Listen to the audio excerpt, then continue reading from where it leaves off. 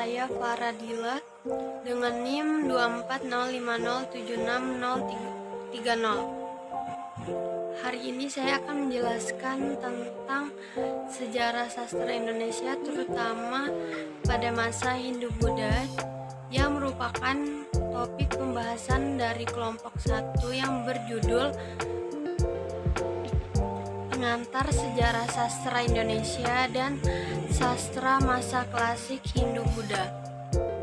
Yang pertama-tama, apa sih itu sejarah sastra? Jadi, sejarah sastra merupakan cabang ilmu yang mempelajari perkembangan karya sastra dari masa ke masa, termasuk genre, aliran, dan pengaruh budaya di dalamnya.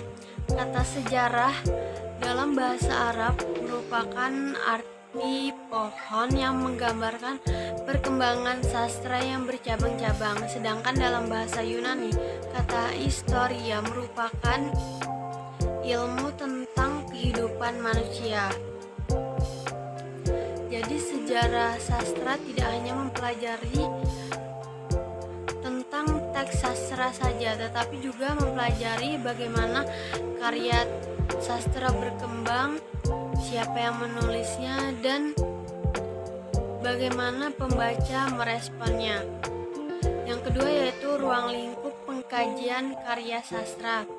Sejarah sastra bisa dikaji dari berbagai pendekatan. Beberapa di antaranya adalah pengkajian genetik, yaitu mempelajari bagaimana suatu karya sastra dipengaruhi oleh karya lain. Misalnya bagaimana puisi berkembang menjadi prosa atau drama.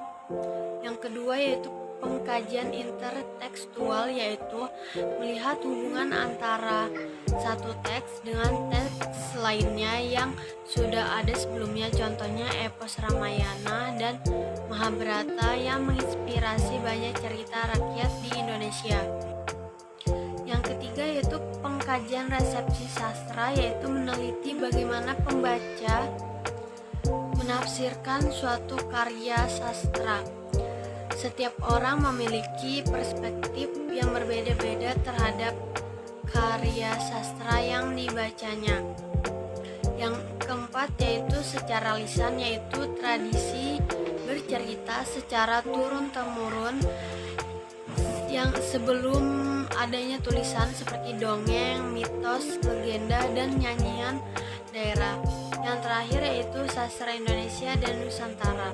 Sastra Indonesia menggunakan bahasa nasional, sedangkan sastra daerah menggunakan bahasa daerah seperti Jawa, Sunda, dan Bugis.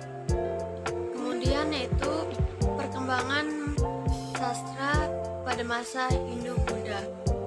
Masuknya pengaruh Hindu-Buddha di Nusantara dimulai sejak abad ke-5 Masehi melalui jalur perdagangan.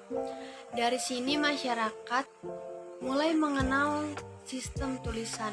Sebelumnya sastra Melayu masih berbentuk lisan, tetapi setelah pengaruh India masuk, sastra mulai ditulis dengan aksara Sanskerta dan Pallawa.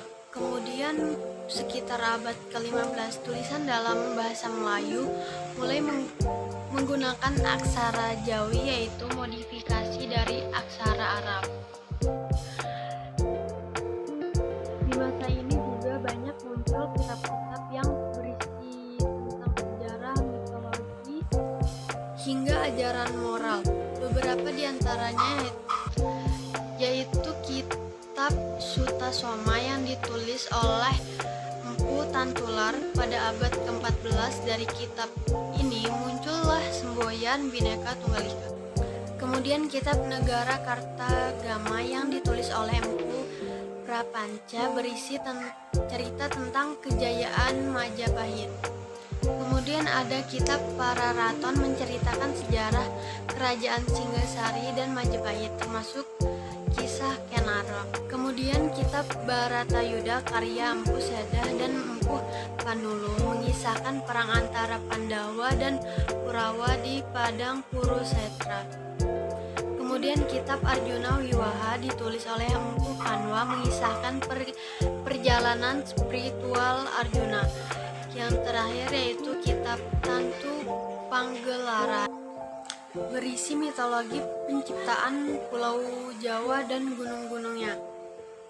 Masuk ke pembahasan epos India yang masuk ke Indonesia. Selain kitab-kitab tersebut, ada juga 2 epos dari India yang sangat berpengaruh, yaitu Ramayana, yaitu kisah Rama dan Sinta melawan Rahwana, yang banyak ditemukan dalam seni wayang dan relief di Candi Prambanan.